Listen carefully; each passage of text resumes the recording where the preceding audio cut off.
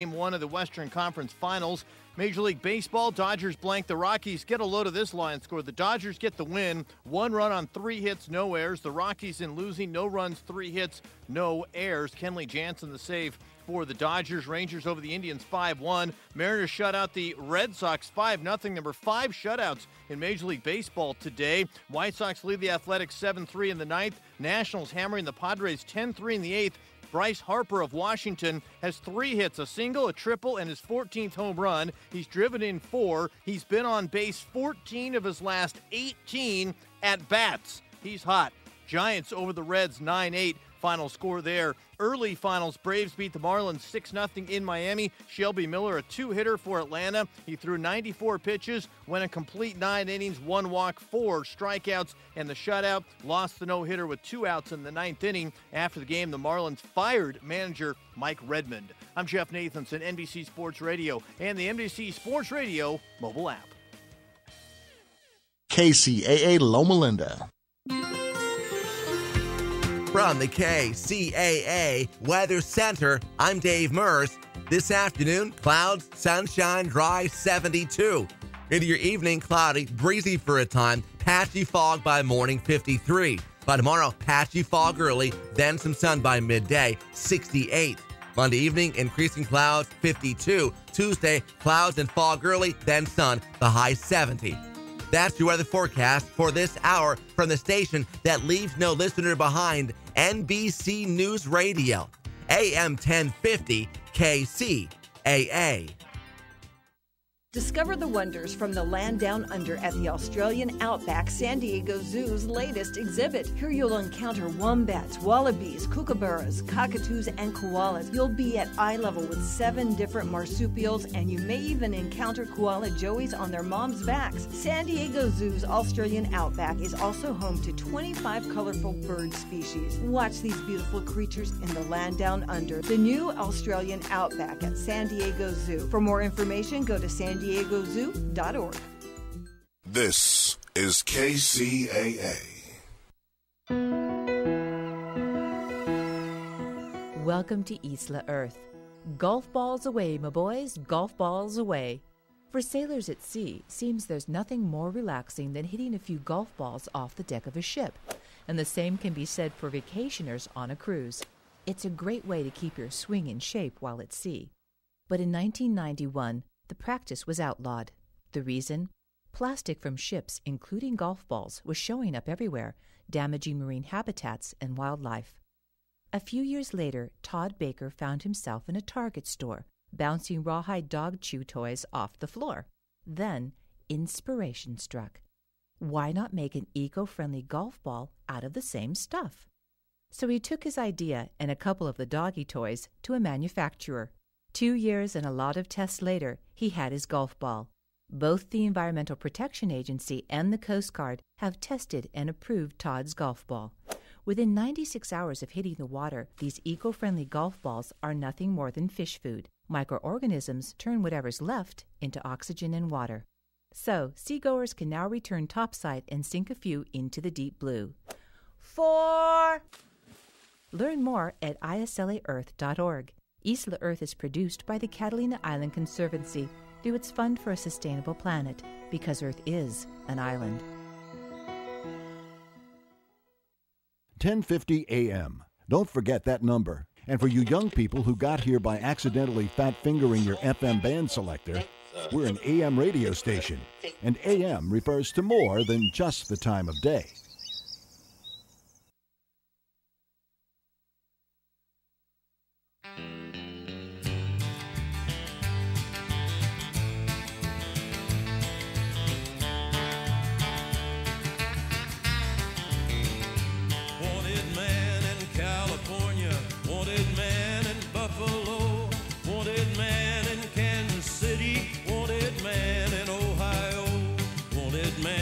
Mississippi,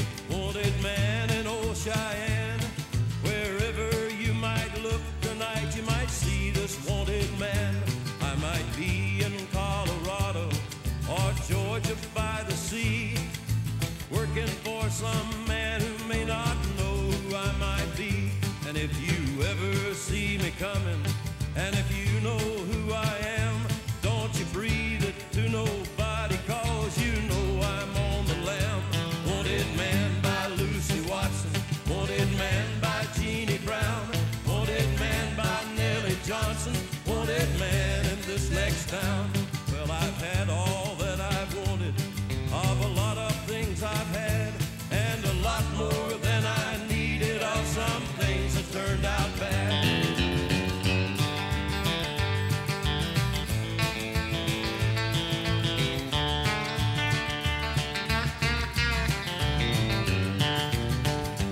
I got sidetracked in El Paso, stopped to get myself a map, went the wrong way into War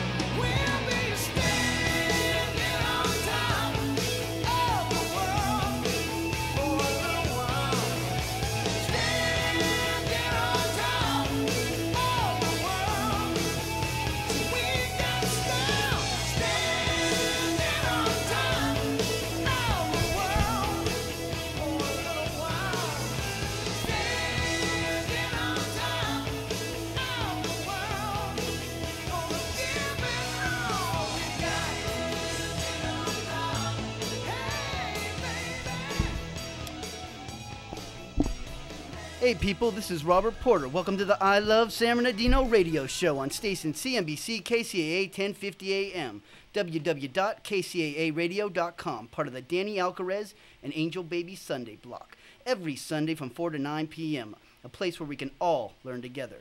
Now our call-in line is number 1-888-909-1050, 1-888-909-1050.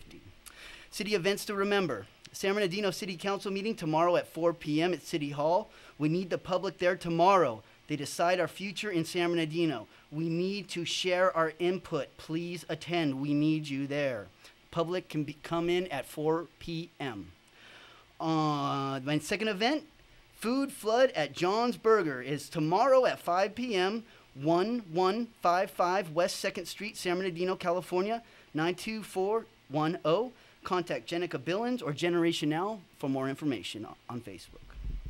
Now, our sponsors, I'd like to mention the Green Shack Deli, established in 1978, voted best subs in the IE. 163 West Highland Avenue, San Bernardino, California, 92405. Their phone numbers, if you'd like to order in, is 909-886-3812. You can also order online. And please visit our current guest, Manel, over there. And she's a great sandwich maker, actually an artist. All right. And our other sponsor, Auto Sound of San Bernardino, 299 Southeast Street, San Bernardino, 92401. Open 7 days a week. Call 909-384-9661 for all your stereo and video system needs. Mention Danny Alcarez for 10% off. Auto Sound of SanBernardino.com. Thanks, Renee, and Auto Sound of San Bernardino. Now, I'd like to mention our call-in line one more time, 1-888-909-1050, because right now we have a Second Ward Councilman, Benito Barrios, with us, and if you'd like to ask him a question, please call on in. How you doing, Mr. Barrios? I'm doing good, Mr. Porter. How are you? Well, we'll start off, since this is your second time on the show, but tell us a little bit about yourself, sir. Well, before I do that, I just want to go ahead and make a shout out to all the Armed Forces veterans that are out there, whether they're in active duty service or veterans. Armed Forces Day was yesterday, and I'm wearing, of course, representing the Marine Corps today. Hoorah! Since 1775. But wanted to say thank you guys all for your service and for prior service as well, and for especially those that are still out there on the front line. And you're a Marine as well, so. Yes, sir. I love the Marines. My father was a Marine. Danny, how you doing over there? Good, Robert. How are you doing? Excellent. And Manila Iskander, correct? Correct. It's good to have you on here. This is our sponsor, and, we really love to have our sponsors on here. Well, thank you so much. I'm happy to be here. Right on. So, let's get into the first question here from Mr. Barrios. Okay. You're a councilman in the Second Ward. Correct. How did that happen? Well, that's an interesting story, Robert. Coming back, getting out of the military in 2009, I came back to the city actually in 2010 and started realizing it wasn't the same city that I left back in 1993. And kind of wondering what was going on, and then hearing that it was the second poorest city in the nation, it really took me back, like what happened. So I felt compelled to do something for the city and get it back on track. But I had no idea what. And, I'm a man of faith. I prayed to God, said, help me, direct me, guide me in the direction to do something. And my thoughts were like to become part of a nonprofit, some kind of community organization to help the city. Never did I think politics at all. And never was I ever interested in politics. That's why you should be in there. I would say you're doing a great job. Thank you very much, Danny. And so people started coming into my life, encouraging me to do the same thing, encouraging me to get out there. Did they offer? Did it take an offer of a donation to get you to jump, or did it just like you're just like, I'm ready to jump? Because people ask me to run for city council or mayor all the time, but I know it costs money and it's a lot of work. Well, there was never a time that I was ready to really, I guess you could say, jump into it. But it was a time where I said, okay, God, this is what I'm going to do. This is where you're leading me. This is where I'm going to go. And you won. It was his will. The grace of God. Right on. Now, could you tell us a little bit about what we're going to do at the meeting tomorrow? Tomorrow is a very, very important meeting in the history of San Bernardino because we are breaking the mold of what we've been doing and how we've been doing business in San Bernardino for the past 35 years. And after speaking with the mayor one-on-one, we are pretty much all in agreement that we have to make difficult decisions to move the city forward. Super difficult. Difficult. And, there's always going to be a rub in making difficult changes and the decisions to move this city forward. And so you guys are here all about it tomorrow. Be at the council meetings if you do want to provide any input, because we do want to hear everybody's opinion. Okay, and the judge jury is going to be accepting of our new proposals. We're anticipating her accepting it. Okay, good. That's good to I hear. was reading that we have some kind of plan right in the city. Yes. How do you feel about it? I feel that it's the at the current time the best plan that we can create and come up with to move forward. Like I said, some things we are really just going to break away from, and we need to do that in order to really get San Bernardino back on track. So breaking away means possibly losing some services and taking some cuts. Well, service to the city is what's utmost important. We as a council need to ensure that the city continues receiving services. The method of how is what's at question.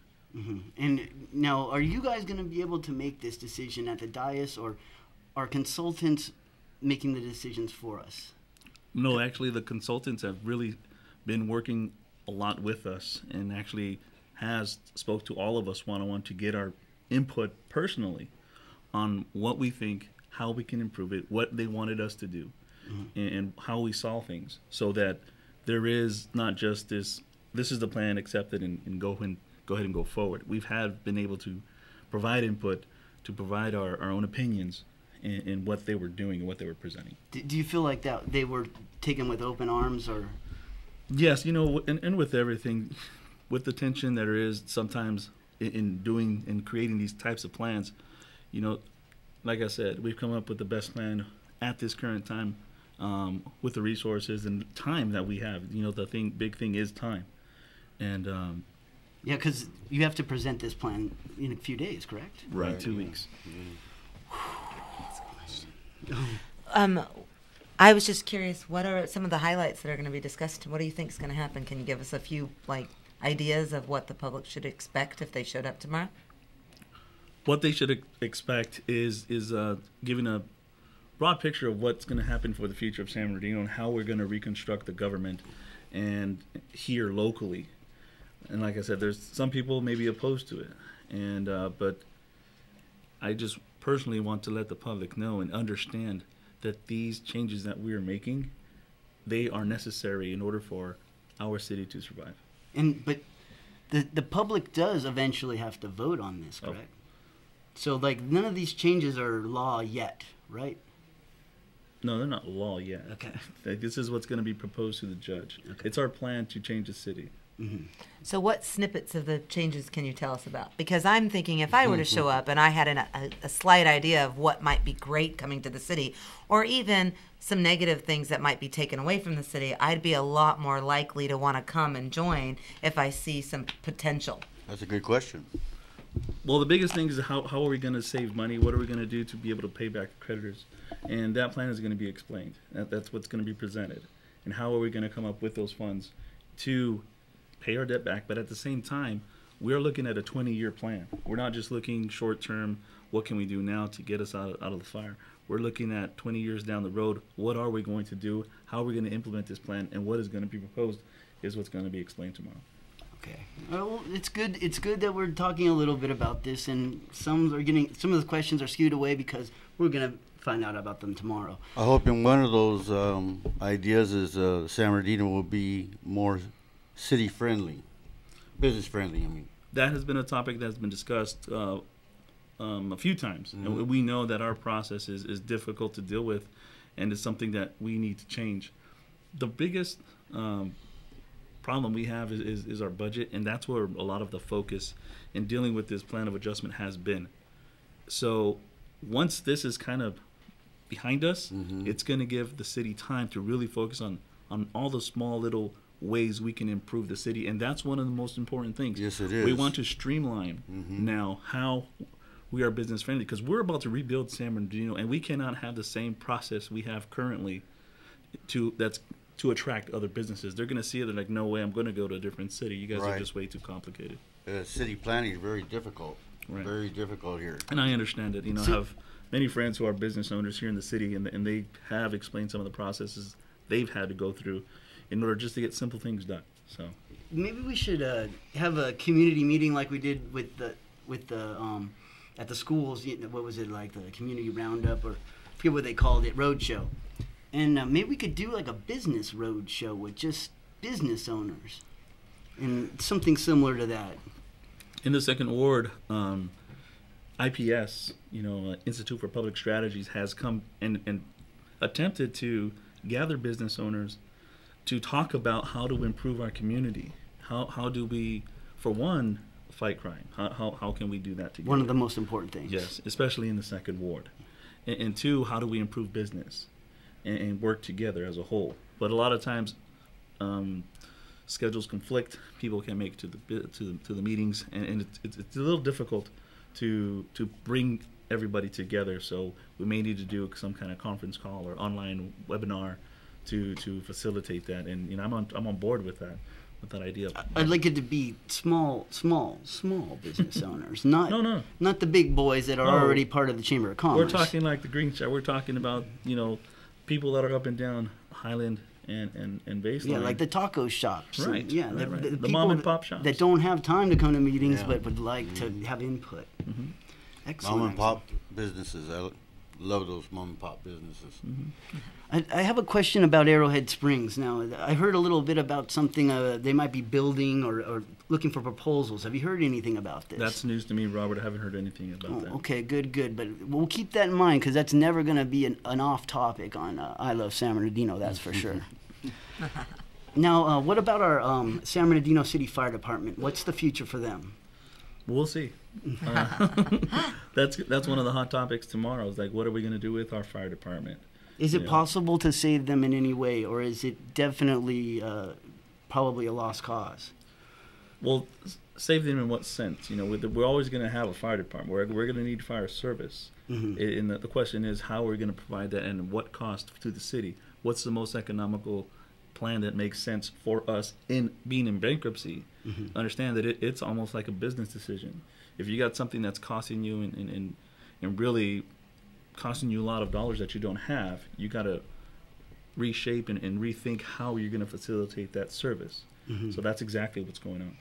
I do have to say a little comment to that, and my 2 cents being a business owner in the ward that you're in is the fire department, I believe, has helped a lot with crime. And our business, as you know, is 37 years this year. And when I was speaking to the 4th Street or Station 4 Fire Department, they had said they hadn't heard a fire call from the Green Check in 8 years. And that's really rare, and we haven't been robbed or anything else. And so what is our reason for that? Why are we not being affected by crime? People always ask me that question. And I say it's because we have a good relationship with the fire department, the police department, with the community. And when you have that, they do watch out for the local businesses. So I do feel like, as well as they offer fire services, they offer safety. They offer a ton of safety to the public. Well, I have a soft spot for the fire department. That's why I defend them. I have a soft spot for all safety officers, because I've been in situations where I needed help, and they were always there. So I'm going to continue to protect them. But I do understand that they probably will have to make concessions as well. But they're protected by law right now. So for us to change this, we'll have to vote as a city. Yeah, my heart goes out to the fire department too, because they have done a lot for our communities, and and also that they do provide safety and sometimes even hope. That when we see our engines go up and down the street, we know they're out there. We know that they're taking care of business and keeping our city. A lot of the calls that they make are emergency medical calls, and exactly. I sat for about 3 hours last Sunday in their dispatch center, listening to the calls and more hearing the stories of the history of the dispatchers that are there and the experiences. Thank you for that. Thank you. But it's just I want to really understand how our city functions, because it's those people that have devoted their time and their complete completely loyal by not leaving, because some of the people there, they can easily leave and find another dispatch job at a better pay. But they're staying loyal. They're committed to our community, and they're almost unsung heroes that people have no idea that are there keeping our city safe. Those dispatchers in that room, and it's crazy what they deal with. And I got a little taste of that last Sunday. Well, yeah, I don't want them to leave San Bernardino with a bad taste in their mouth. And a lot of them have. I mean, we've had several firefighters change locations and districts, for starting all over. I mean, they've dedicated their life to San Bernardino. They go to a different fire department. They have to start from the bottom up. And my fear of the fire department not protecting San Bernardino is just that. Enough of them leave, and it takes longer for a call. You have CAL FIRE, whoever's going to come in and take over. I feel like they don't know the city as well. They don't know the people as well. They don't know what to expect. I think they don't have relationships with the business owners. Yeah, and like I said, we don't know who's going to provide service or how. And I would tossed an idea at the mayor, and he actually proposed it to me. We talked about how possibly if the current fire department right now could become their own entity and be the ones that continue to provide the city service. And that's still yet to be talked about. So that would be they would become like private? Exactly. Interesting. I'm kind of worried about, we have 217,000 people here in San Bernardino. Do we have enough police officers to cover that area, that amount of people? Well, currently they are doing what they can. Whether we have enough or not, we do have enough police officers. It's just a matter of how, the police chief is managing them. Mm-hmm. We are safe in our city. I mean, of course, there are just a lot of calls, and a lot. I know that people say, "Well, no, I called the police for this, and they didn't come for hours later." Yes. And that's something else we need to look at to change as well. I know that happened to somebody. They had somebody broke into their house, somebody I know, and it took 6 hours for the police officer to get there. The police officers. And I've been on ride-alongs with the police department too, and it's crazy how they're trying to just call after call. They are nonstop. Mm-hmm. They are nonstop, and it's something we have to look at. How are we going to deliver these services too? But what really will make an impact and change everything all overnight is if the entire community really does come together and start speaking and coming forward and speaking on what's going on. Mm-hmm. I agree 100%. Show up to the next meeting tomorrow at 4 p.m. City Hall. It's not just that. I think they have to take an active part in the community. I would say, Benito is spot on. Basically, I think if we don't have the mindset of the community to change first, if we feel like we protect each other first and we don't blindlessly watch crime and walk away, I think it will make a big difference. I think if the mindset of the people are changing, if the business owners get together and protect each other, if the customers protect the owners, if we start there first, it will make the police officers' jobs a lot easier. I do believe that 100%. And one topic on the table from the road shows is that the relationships the community has with police officers needs to improve. Because in the past, neighborhoods, the people in the neighborhood, they knew Officer Jones or Officer Davis. They knew who they were. And they knew that, hey, this is what's going on. They had a relationship. They didn't just know, I don't know who this cop guy is coming on knocking on my door, so I'm not going to tell him anything. There's not that relationship, and we need to rebuild those relationships. So I want to say that there's plans. I'm not going to confirm, but I think because the topic has come onto the table, that there are plans to build those relationships. And right now there are coffees with the cop. Every Wednesday morning somewhere in the city, you can go and have a conversation with one of the lieutenants from the police department. And also, don't be afraid to talk to them when you see them out in public. Most of the time, they have their frown on, but you can make them smile. I do it all the time. Well, I think they're kind of afraid to talk to the officers because of everything going around in America, like Baltimore and all those kinds of things. Well, I think we're far from Baltimore. I don't think. I believe our citizens aren't at that level to where something that can happen. Is it possible? Yes. But I don't think we would. I think there is enough good people in our city that would actually prevent that, because we don't have a lot, and if we destroy it, then what do we have? Nothing. Right. Yeah. We need more like that mom that was whacking her kid for going out there. Mom of the year. I know we have lots of those types of moms in San Bernardino. That's for sure. They take care of their kids, make sure they're in order. But that's true that we really do need to get everybody more involved in making San Bernardino a protected place, like you said, through us. So if we watch out for each other, like you're saying, neighborhood watches, business owners, if you see something going wrong, don't be afraid to call the police and let them know. And it starts with relationships, because as we've been at the Green Shack for so many years, and people ask me all the time, why don't you get robbed? Yes, it's partly because of the fire department and the police department, but it's also because the actual hood that we're in, quote unquote, they protect us because we're a service they need, and we treat them with respect, and we don't treat them like they're less than.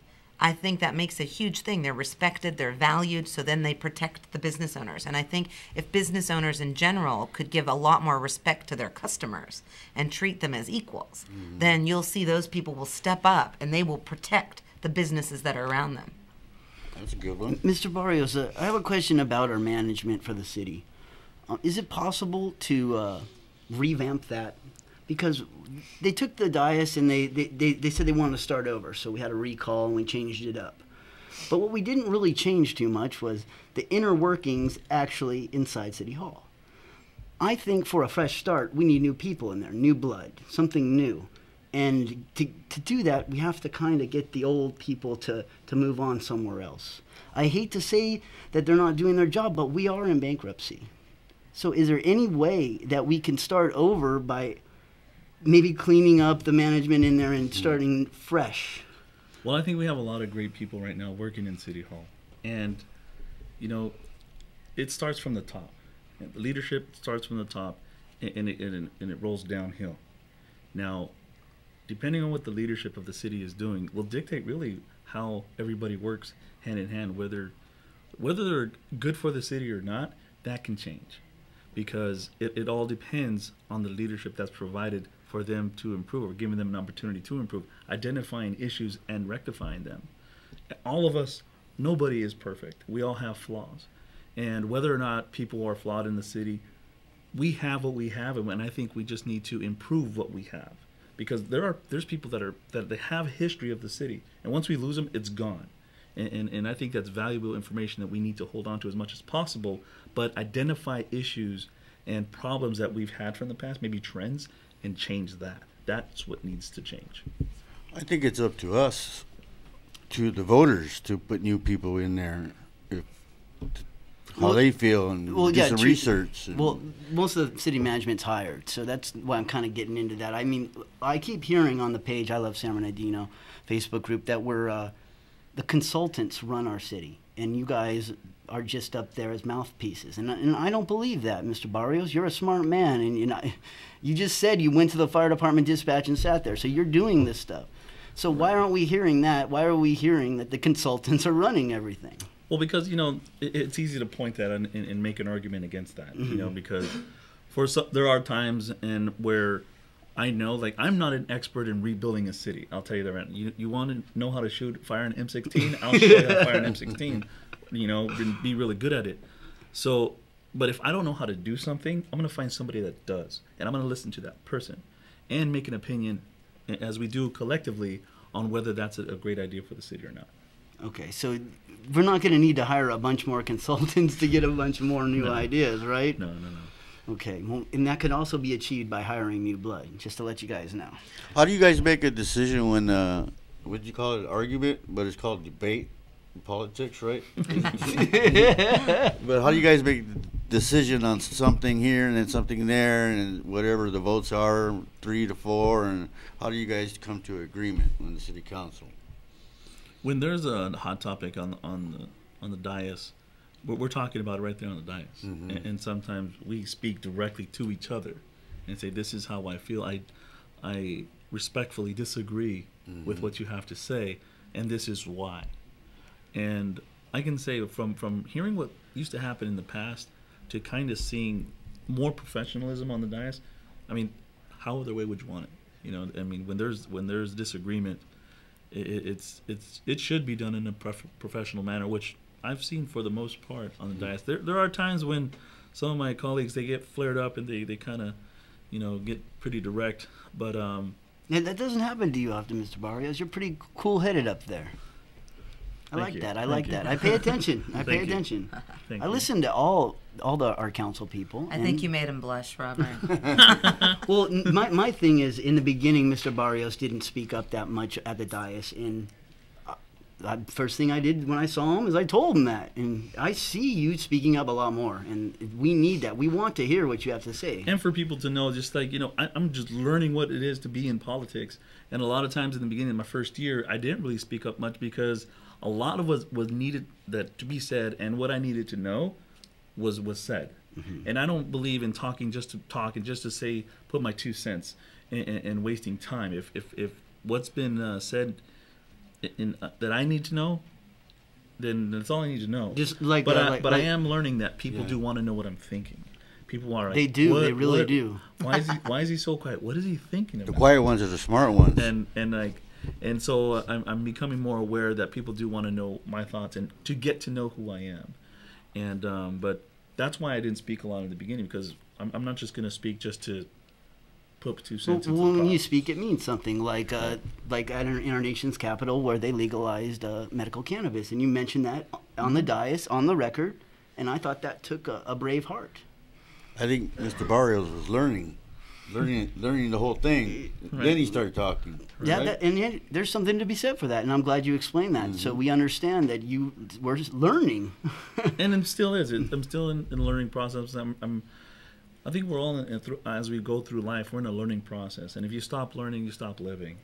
And in politics, being in this position that I'm in as a council member, I'm blessed that I'm here and honored to be able to represent the people. And it's where I wanted to be, to lead God's people, to help them better, have a better life, have a better quality of life, bring safety back to the city, rebuild this city, make it not even just thriving. I want it to compete with and become a thriving metropolis to where people are coming to San Bernardino. And oh yeah, LA's over there, but you need to go to San Bernardino. Go to San Bernardino. Because we're geographically in a perfect place. You have right in the center. You have the ski resorts 45 minutes to the north. You got the Palm Desert casinos out there to the west. You have the beach an hour away, less than the doorway to the East Coast.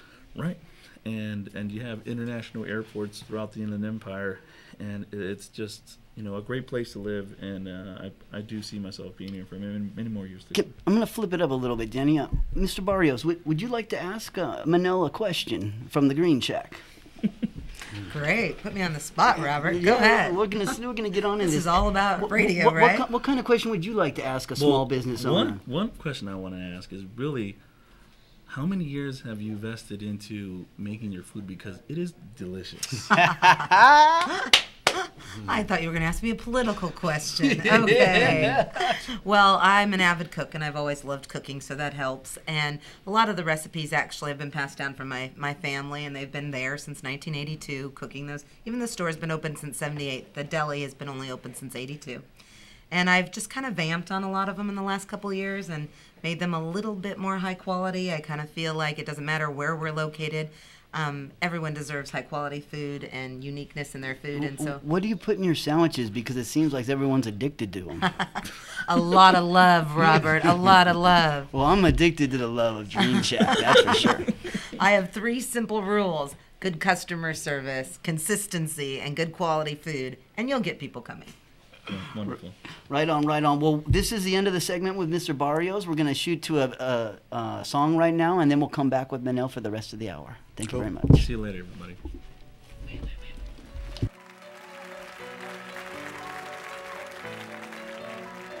Take me now, baby, here as I am. Pull me close and try and understand. Desire is hunger, is the fire I breathe. Love is a banquet on which we feed. Come on now, try and understand the way I feel under your command. Take my hand as the sun descends. They cannot you now, cannot you now, cannot you now. Because the night belongs to lovers. Because the night belongs to us. Because the night belongs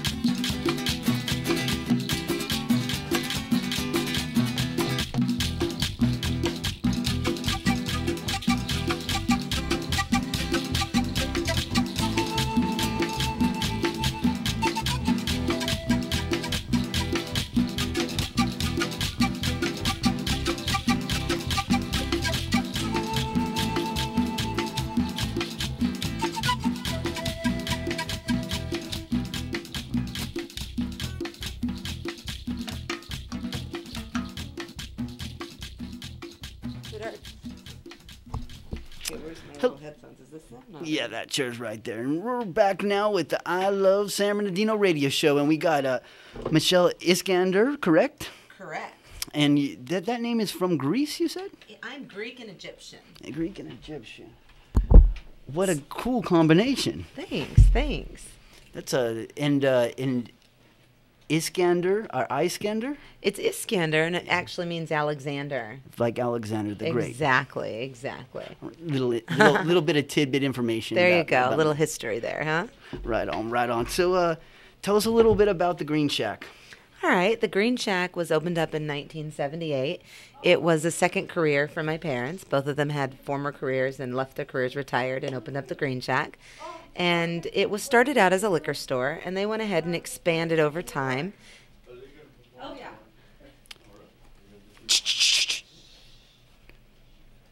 Please keep going. No problem.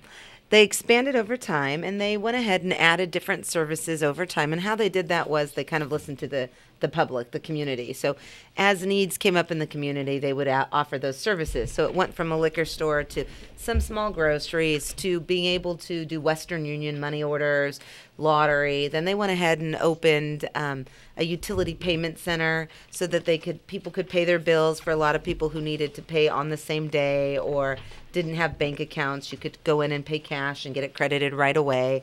They opened up a travel agency where they were able to take layaways, or you could put a vacation on hold for a year and make payments, and where the agency itself would...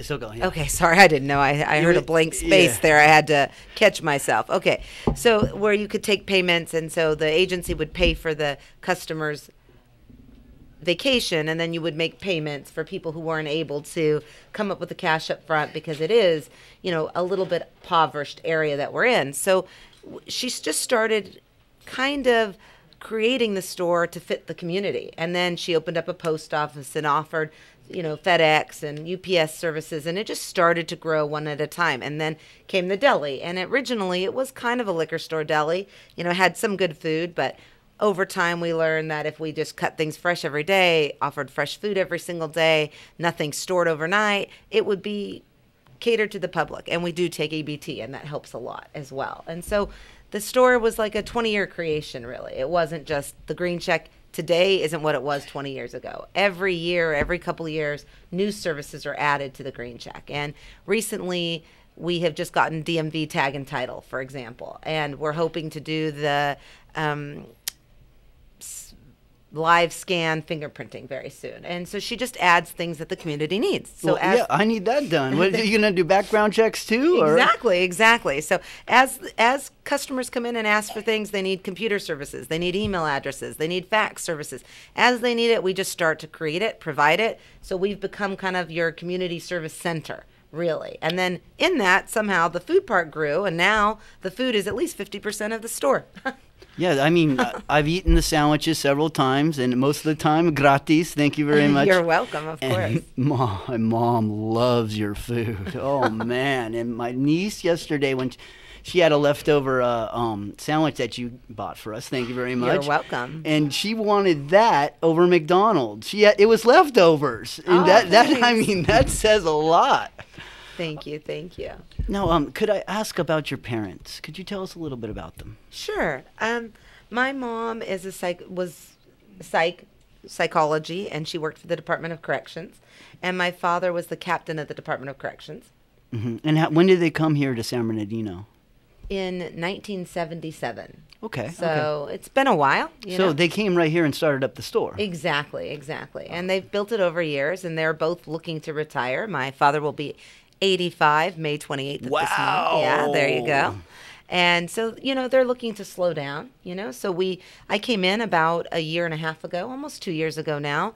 And I've always been there on and off, but I've been there full-time, dedicated 100% to taking each part of the store and just trying to improve it, let the public know about it, and create it kind of more in the 21st century with the internet, social media, things like that. So like sponsoring I Love San Bernardino, there right? You go, exactly. And we also have an app. You can download the app at Google Play or Apple, and it's the Green Check Deli, and you can order your food directly from your cell phones, or you can go onto a computer and directly from Facebook or from our website, www.greencheckmarket.com. And so I kind of just brought a lot of the technology into the business. And also the love of food. Yes. I got a question. Definitely. Your parents are still there working, right? Yes, they are. They're not there 24/7 like they used to. They used to be there, every single day. My father's there a lot less. He comes, hopefully once or twice a week he'll pop in, and a lot of people want to see him. He's been a stable part of it, so they like to just greet him, and it's more a social event for him.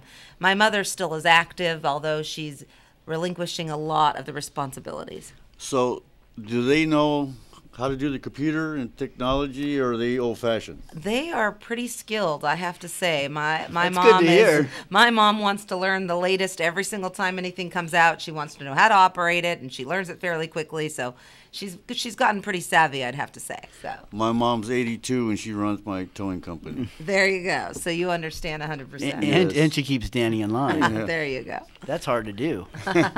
I'd have to say the same. She always checkmates me and keeps me in line. So you want to focus on the deli, you were telling me. Yeah, the deli is where I'm growing it right now.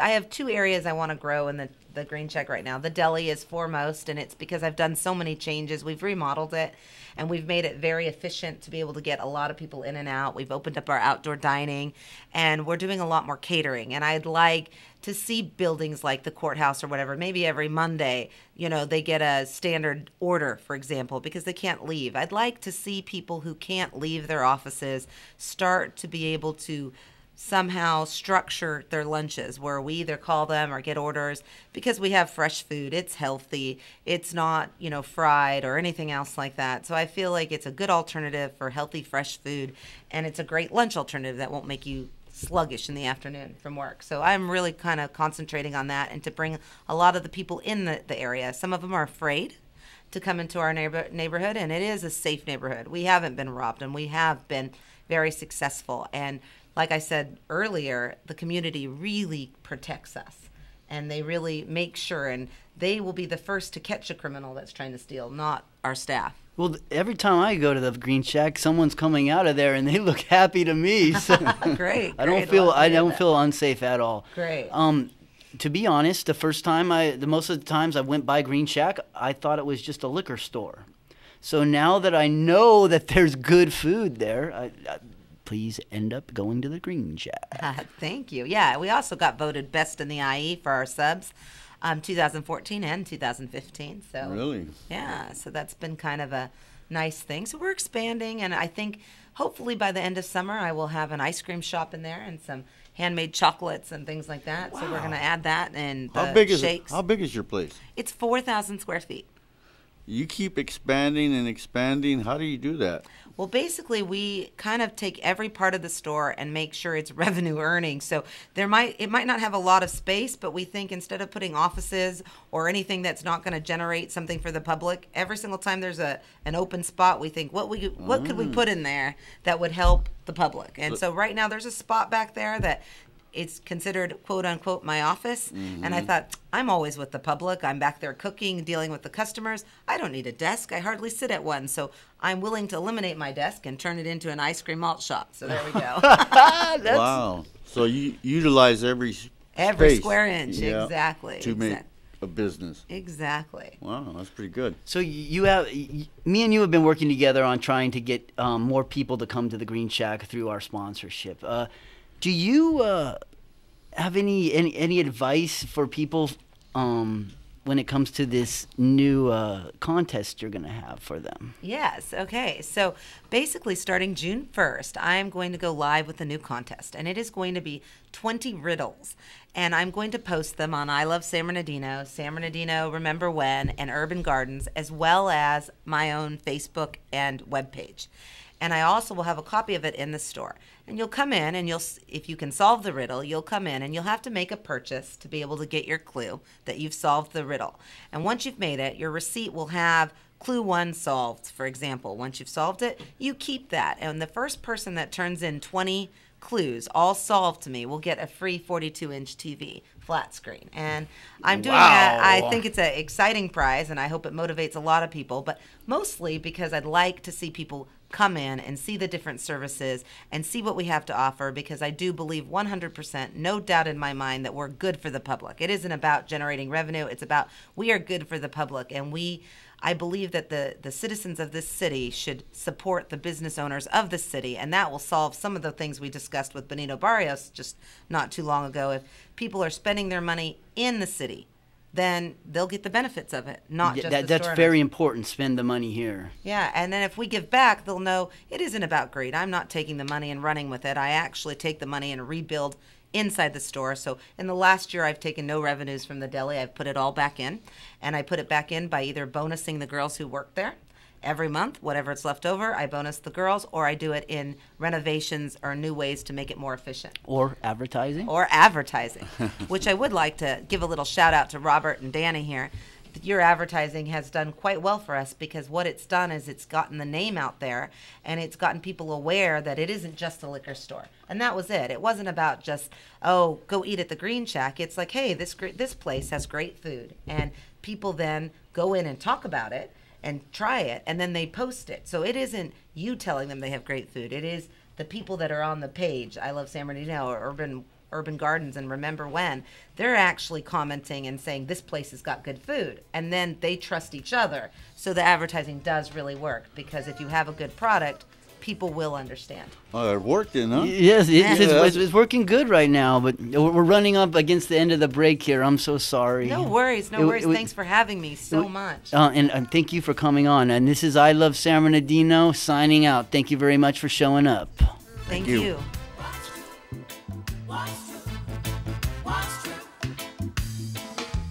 Christopher Columbus discovered boom. Their leader is closer to God. Who is for whom? Are they doing the right thing? For who? For who? For who? There are many stories, both old and new. What is true? What is true? There are many stories, both old and new. What is true? What's true? What's true? What's true? You're on board KCAA's Inland Talk Express. KCAA, Loma Linda, 1050 AM, the station that leaves no listener behind. This is your NBC Sports Radio update.